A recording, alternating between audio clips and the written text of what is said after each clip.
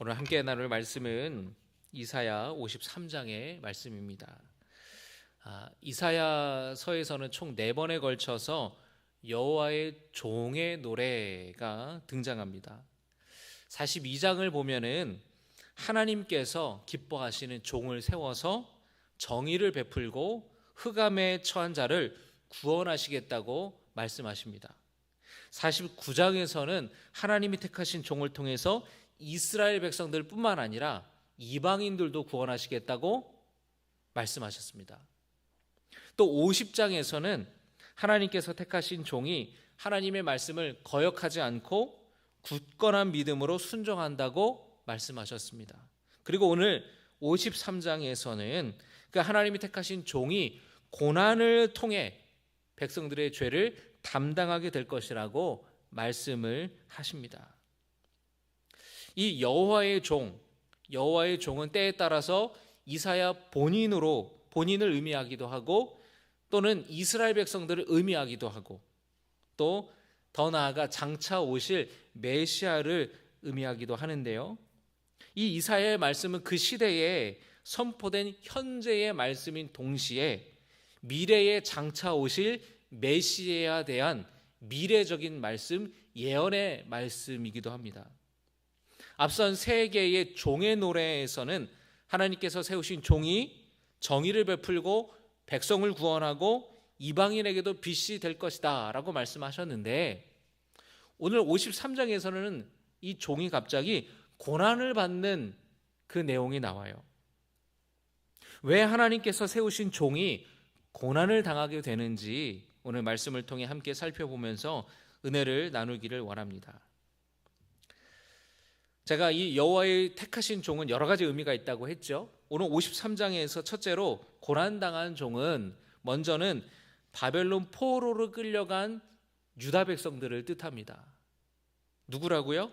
따라합니다. 바벨론 포로로 끌려간 유다 백성. 고난당한 종이 바로 바벨론 포로로 끌려간 유다 백성을 의미합니다. 바벨론이 남유다를 3번을 침공해요. 거의 한 7년, 10년 가까이 이런 간격으로 3번 침략을 합니다. 그리고 그때마다 유다 백성들을 포로로 끌고 갔어요. 1차 침공 때 바벨론은 어린 다니엘 그리고 다니엘의 3명의 친구들을 포로로 끌고 갔습니다.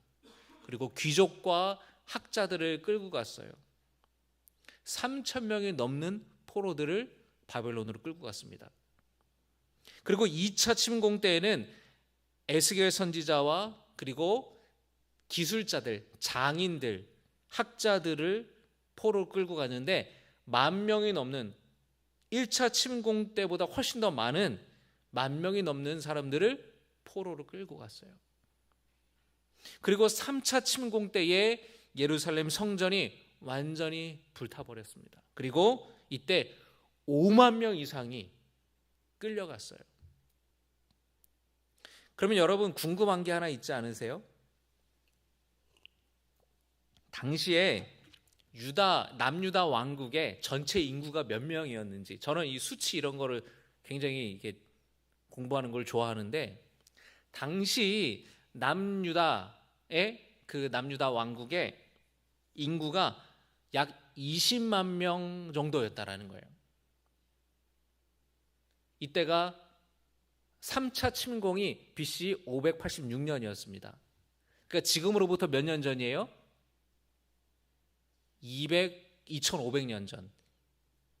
약 2600년 전이죠. 그때 당시 남유다의 인구가 20만 명 정도였다고 고고학자들은 말합니다. 자, 여러분 한번 계산을 해보세요.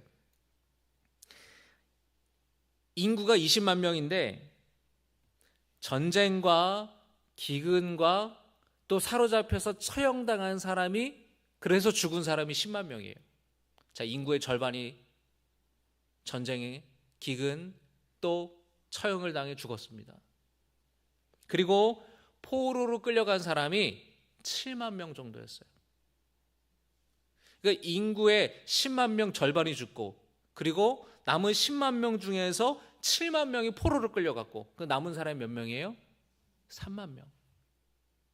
그러니까 나라가 멸망당하고 그 땅에 남아있는 사람들이 3만 명밖에 안 된다는 거예요. 20만 명 중에 3만 명. 어마어마한 숫자인 거죠. 여러분, 만약에 우리나라라고 생각해 보세요. 여러분, 우리나라 인구가 남한이 만약에 4천만 명이다 라고 하면은요, 몇 명이 남은 거예요? 4천만 명 중에 600만 명 남는 거예요. 600만 명. 경기도 인구가 1200만 명이에요. 나라가 붕괴가 되는 거예요. 나라가 유지가 안 되는 거예요. 그리고 남은 자들은 대부분 가난한 농민들이었다라는 거예요.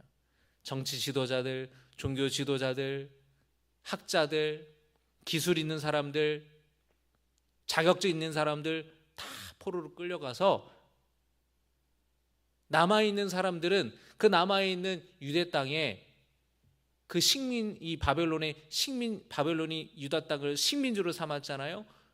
포도원에서 농사 짓고 그 소출을 걷어서 바벨론에 이제 바쳐야 되니까 그 일할 최소한의 사람만 남겨 놓았다라는 거예요. 황폐해진 땅에서 아무것도 해볼 수 없는 그런 절망적인 상황이었다라는 겁니다. 그런데 이 남아있는 유다 백성들 10만 명이 죽었어요. 7만 명이 포로로 끌려갔어요. 그리고 남은 3만 명의 유다 백성들은 바벨론 포로로 끌려간 사람들을 보면서 그것이 그들의 죄 때문이라고 생각했다라는 거예요. 하나님께서 징계하시는 것으로 인과응보의 관점으로 바라보았다라는 겁니다. 그러면서 포로로 끌려가지 않고 그 땅에 남아있었던 자신들에게는 죄가 없다고 생각했어요. 우리는 죄가 없으니까 안 끌려간 거고 저 사람들은 죄가 있으니까 하나님이 징계하셔서 포로로 끌려간 거라고 생각했다라는 거예요. 여러분 53장 4절의 말씀을 같이 읽겠습니다. 4절입니다. 시작. 그는 실로 우리의 질고를 지고 우리의 슬픔을 당하였거늘 우리는 생각하기를 그는 징벌을 받아 하나님께 맞으며 고난을 당한다 하였노라. 자, 여러분 4절에서 그는이라고 생각하는 사람들은 포로로 끌려간 사람들을 말하는 거고요. 우리는 남은 유다 백성들을 말하는 거예요. 우리가 생각하기에 저 끌려간 사람들은 징벌을 받은 거다. 하나님께 매맞는 거다. 그래서 고난을 당한다라고 어떻게 했다고요? 생각하였다라는 거예요. 틀린 말은 아니죠, 여러분. 남유다가 하나님을 버리면서 우상을 숭배하고 그리고 그 땅이 부패하고 타락한 사회가 되어갈 때에 왕이나 정치 지도자들이나 종교 지도자들이나 그것을 개혁하고 회복할 생각을 그런 노력을 전혀 하지 않았어요. 그리고 모든 백성들이 마찬가지였습니다. 그래서 하나님께서 바벨론을 심판의 도구로 사용하신 거잖아요. 그러니까 포로로 끌려간 사람들은 그 남유다가 망한 이유는 분명히 그 죄 때문에 망한 거예요. 포로로 끌려간 것도 마찬가지고. 그런데 문제는 뭐냐면 남아있는 유다 백성들이 그렇게 생각하면은 돼요, 안 돼요? 안 되는 거예요. 그들 자신들이 우리는 전혀 죄가 없다라고 말하면 안 되는 겁니다. 자기들은 죄가 없냐고요. 포로로 끌려간 사람들만 죄만 있었던 것이 아니었다라는 겁니다. 자, 여러분 6절 한번 말씀 보겠습니다. 시작. 우리는 다 양 같아서 그릇 행하여 각기 제 길로 갔거늘 여호와께서는 우리 모두의 죄악을 그에게 담당시키셨도다. 유다 백성들은 이 남유다가 왕이나 지도자들의 어떤 몇 명의 잘못 때문에 망한 게 아니라는 거예요. 다 양 같아서 그릇 행하여 각기 제 길로 갔다라는 겁니다. 모든 백성들이 하나님을 떠났고 그릇된 길을 갔기 때문에 나라가 망하게 됐다는 거예요. 포로로 끌려간 이들은 자신들의 죄만 아니라 남아있는 사람들의 죄까지 짊어지고 고난을 당한 겁니다. 이 사실을 깨달았던 남아있는 유다 백성들은 그제서야 비로소 참회하기 시작했어요. 5절에서 이렇게 말합니다. 그가 찔림은 우리의 허물 때문이요 그가 상함은 우리의 죄악 때문이라. 그가 징계를 받음으로 우리는 평화를 누리고 그가 채찍에 맞음으로 우리는 나음을 받았도다. 자, 여러분 아까 4절의 우리 말씀을 보니까 4절의 말씀에 남아있는 유다 땅에 남아있는 백성들은 포로로 끌려간 사람들이 자기 죄 때문에 끌려간 거라고, 우리는 죄가 없다고 그렇게 생각했다 그랬죠. 그런데 5절에 이르러서 생각이 바뀌어요. 그들이 찔림은 누구 때문이요? 우리의 허물 때문이요. 포로로 끌려간 사람들이 상하는 거는 우리의 죄악 때문이라는 거예요.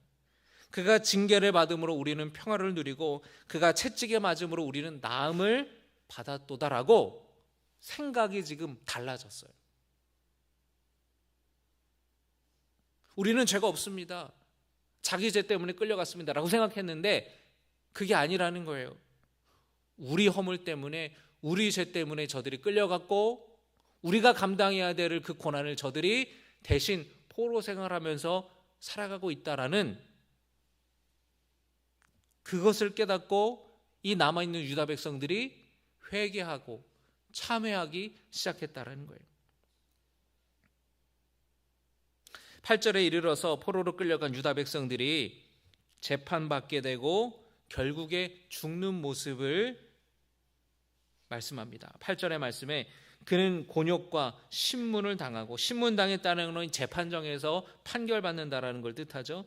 그 세대 중에 누가 생각하기를 그가 살아있는 자들의 땅에서 끊어짐은 마땅히 형벌받을 내 백성의 허물 때문이라 하였으리요. 땅에서 끊어졌다라는 것은 결국에 그곳에서 죽음을 맞이하게 됐다는 겁니다. 여러분, 바벨론의 포로 생활이 70년이었잖아요. 그러니까 그곳에서 포로로 끌려가서 죽은 사람들이 많았다라는 거죠. 나중에 여러분 돌아오잖아요. 사람들이 돌아온 사람도 있었죠. 머무른 사람도 있었고, 그러나 거기서 죽은 사람들도 있었다라는 거예요. 그러나 그들의 그 죽음이 결코 헛된 죽음이 아니라는 겁니다. 하나님께서 그들의 고난을 귀하게 여기시고 그 후손들을 더욱 번성하게 하신다고 10절부터 12절까지의 말씀에서는 말씀하고 있어요. 자, 그래서 고난당하는 종은 누구냐? 바로 포로로 끌려간 유다 백성들이라는 거예요.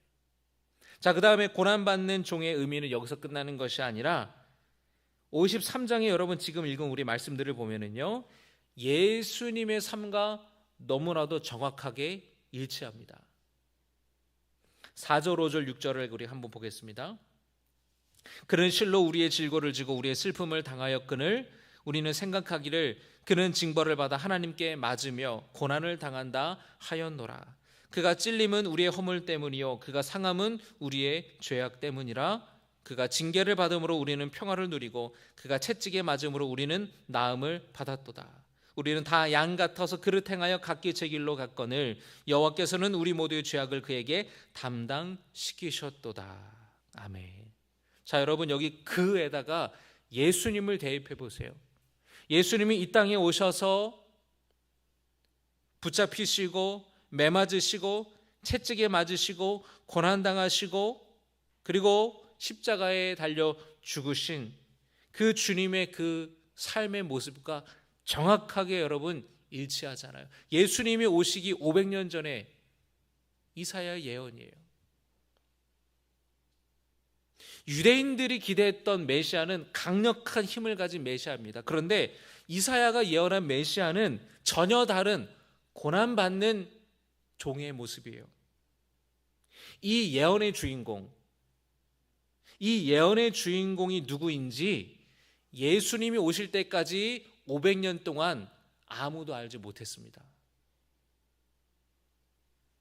쉽게 말씀을 드리면 여러분, 예를 들어서 어떤 영화가 제작이 되어서 이제 극장에 이제 개봉이 됐는데, 영화가 만들어지면서 개봉하길 때까지 주인공이 누구인지 아무도 모르는 거예요.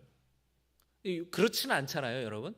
어느 영화가 이제 시작이 되는데 주인공이 뭐 누구래더라, 남주인공이 누구래더라, 여자 주인공이 누구래더라, 어떤 스토리래더라, 이런 것들이 이제 어느 정도는 이제 알려지고 홍보도 하고 그러면서 영화를 극장에 딱 개봉을 합니다. 그런데 이 이사야 예언자의 이 고난받는 종의 예언은, 이 스토리에 대해서는, 이 예언의 내용은 이스라엘 백성들이 알아요. 그런데 구체적으로 그가 누군지를 아무도 모르는 거예요.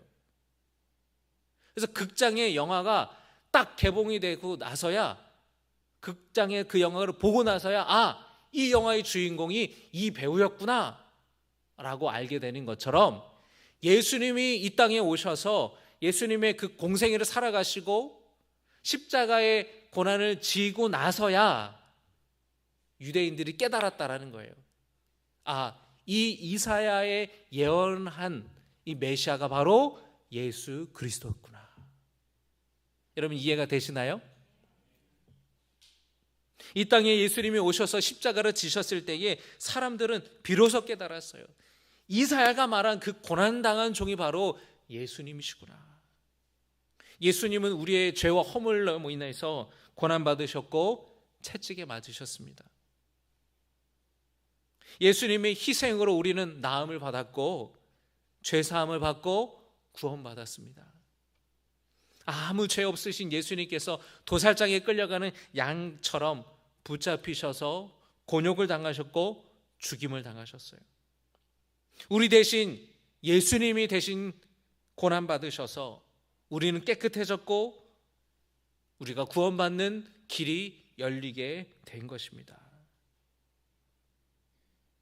예수님의 삶과 그 고난과 십자가의 희생을 묵상하는 이 사순절을 맞아서 스스로 고난당하시는 종이 되신 우리를 구원하신 예수님을 기억하면서 그 희생을 기억하고 감사하는 바로 이 시간이 되기를 주님의 이름으로 축복합니다. 그런데 여러분, 그것을 기억하는 것으로 끝나면 안 돼요. 주님이 걸어가신 그 길을, 그 고난의 길을, 그 좁은 길을 나도 따라가겠습니다 라고 결단하기를 주님의 이름으로 축복합니다. 포로로 바벨론에 끌려갔던 백성들이 남은 유다 백성들의 목까지 고난당한 것처럼 예수님께서 우리의 죄를 대속하시기 위해서 십자가의 길을 걸으면서 묵묵히 그 고난을 견디신 것처럼 우리도 그 길을 따라가야 됩니다. 예수님이 말씀하십니다. 마태복음 5장 38절에서 42절까지 또 눈은 눈으로 이는 이로 갚으라 하였다는 것을 너희가 들었으나 나는 너희에게 이르노니 악한 자를 대적하지 말라. 누구든지 내 오른편 뺨을 치거든 왼편도 돌려대며 또 너를 고발하여 속옷을 가지고자 하는 자에게 겉옷까지도 가지게 하며 또 누구든지 너로 억지로 오리로 가게 하거든 그 사람과 심리를 동행하고 내게 구하는 자에게 주며 내게 꾸고자 하는 자에게 거절하지 말라. 주님이 걸어가신 그 희생의 길, 남을 위해 나를 희생하는 그 자기 희생적인 삶을 주님이 살라고 말씀하셨고 그리고 구체적으로 말씀하셨어요. 오른편 뺨을 누가 치면 왼편도 돌려대라는 거예요. 다시 말하면 같이 주먹질하고 대적하고 싸우지 말라는 거예요. 속옷을 가지고자 하는 사람에게 겉옷까지도 내어주라고, 억지로 오리로 끌고 가거든 심리를 동행하라고. 여러분, 로마 제국 당시에 로마 군인에게는 특권이 있었는데, 여러분 군인이 이 군장이나 무기들이 무겁잖아요. 식민지 백성에게 지어서 오리를 가게 하게 할 수 있었어요. 그건 억지로 가게 되는 거죠. 그런데 그렇게 억지로 시킬지라도 기쁜 마음으로 기꺼이 그 2배가 되는 심리를 동행하라고 예수님이 말씀하시는 거예요. 이것은 여러분 로마 제국에게 부역하라고 하는 말씀이 아니에요. 구하는 자에게 주라고, 꾸고자 하는 자를 거절하지 말라고 희생적인 삶을 주님이 강조하신 겁니다. 다른 사람의 짐을 짊어지는 희생을 삶을 살라는 겁니다. 여러분, 희생에는요 2가지가 있어요. 가해자가 있는 희생이 있고요, 가해자가 없는 희생이 있습니다. 누군가에게 폭력을 당했다라고 한다면 폭력을 가한 사람이 가해자고 폭력을 당한 사람이 희생자겠죠. 그런데 가해자가 없는 희생이 뭡니까? 자발적인 희생이에요.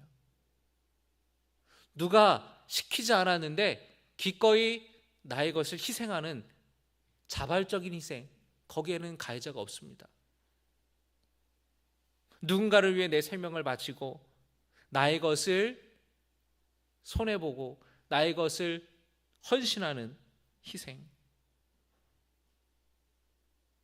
여러분, 공동체에 어떤 문제나 위기가 생겼을 때에 그 문제를 묵묵하게 짊어지고 가는 사람들이 있을 때 그 공동체는 계속 존재할 수 있어요. 가정이든 회사든 국가든 다 똑같습니다. 회사에 위기가 찾아오잖아요. 경기가 어렵다, 매출이 떨어진다.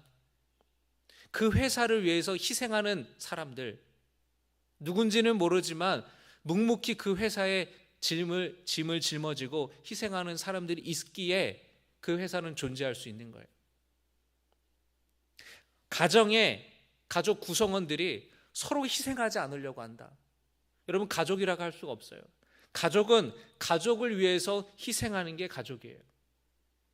자식을 위해 희생하는 게 부모고, 또 부모를 위해 희생하는 게 자식이고, 형제를 위해 희생하기 때문에 형제인 거예요. 서로 희생하지 않는다. 그러면 위기가 닥쳤을 때에 풍비박산이 나는 겁니다. 예를 들어 여러분, 최근에 한 초등학교 선생님이 학생을 살해하는 끔찍한 일이 일어났습니다. 많은 사람들이 그 소식을 듣고 눈물을 흘리고 슬퍼하고 분노하고 어떻게 그런 일이 있을 수 있냐고 비난해요. 요즘에 학교가 문제가 많다. 선생님들이 문제가 많다.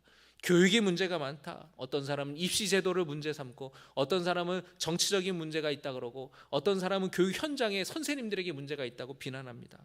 그럴 때에 그 비난을 온몸으로 받으면서 학교를 지키려고 하는, 여전히 학교를 사랑하고 여전히 학교에 머물면서 학생들을 품고 사랑하려고 하는 선생님들이 있을 때에 학교는 계속 존재할 수 있는 거예요. 여러분, 밖에서 욕하는 거는 쉬운 거예요.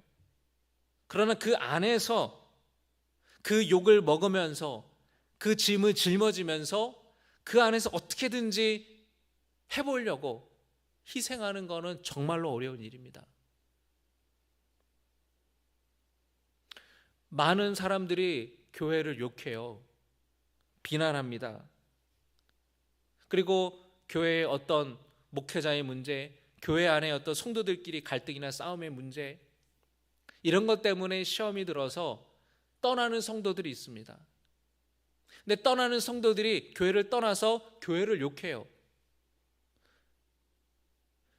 교회를 욕하는 사람들을 보면은 전혀 교회를 모르는 사람들이 아니라 한때 교회를 다녔는데 교회 안에서 상처를 받고 어떤 이유로 인해서 상처받고 떠난 사람들이 오히려 더 교회를 비난하는 경우가 많습니다. 그런데 여러분, 밖에서 그렇게 교회를 욕하는 거는 쉬운 일이에요. 그런 상처가 있지만 여러분, 신앙생활하면서 여러분 상처 하나 없습니까? 여러분, 질문 드리고 싶어요. 우리 집사님, 권사님, 우리 청년들 신앙생활하면서 상처 안 받은 사람 어디 있어요? 저는 없었겠습니까? 목사도 상처받죠. 사람인데 성도들에게 상처받아요. 그러나 그렇다고 교회를 떠나지 않잖아요. 그 희생과 그 상처를 짊어지고 교회를 사랑하기 때문에, 내가 있어야 되는 곳이 이 자리이기 때문에 그 비난을 묵묵히 받아가면서 이 안에서 주님을 위해서, 교회를 위해서, 다른 성도들을 위해서 희생하며 나아갈 때에 그런 사람들로 인해서 교회는 계속해서 존재해 가는 거예요. 정말 교회를 사랑한다면, 정말 하나님을 사랑한다면 교회를 떠나는 것이 아니라 오히려 그 안에서 눈물로 교회를 위해 기도하며 그 자리를 지켜야 그것이 믿음의 사람이라는 겁니다. 그것이 교회를 위해 헌신하는 사람이라는 거예요.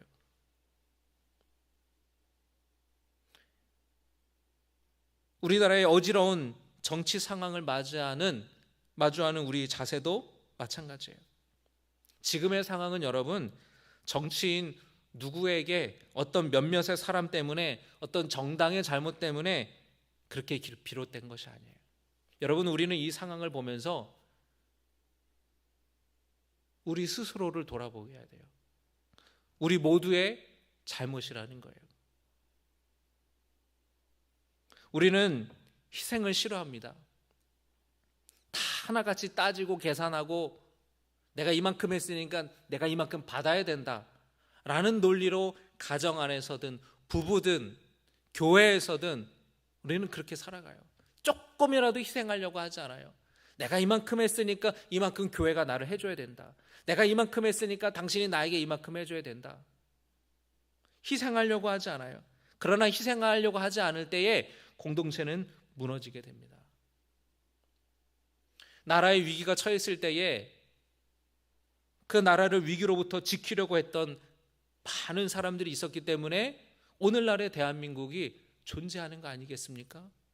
일제시대든 임진왜란이든 외세 침략에서든 그렇게 나라를 지켰던 사람들이 있어요.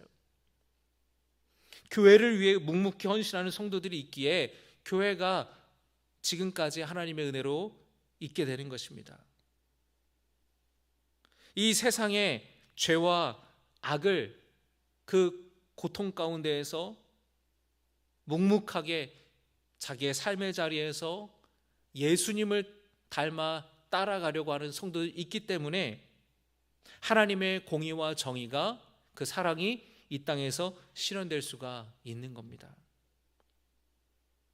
바라기는 여러분, 우리를 위해 자기 몸을 바치시고 그 희생하신 예수님을 기억하면서 우리도 우리 희생을 통해서 다른 사람들을 살리는, 다른 사람의 영혼을 살리는, 생명을 살리는 성도가 되시기를 주님의 이름으로 축복합니다. 이 세상에 죄와 악에 동참하지 않을 뿐만 아니라 그 죄악을 우리가 짊어지고 이 땅에 하나님의 공의와 정의를 실현하는 성도들로 살아가시기를 주님의 이름으로 축복합니다.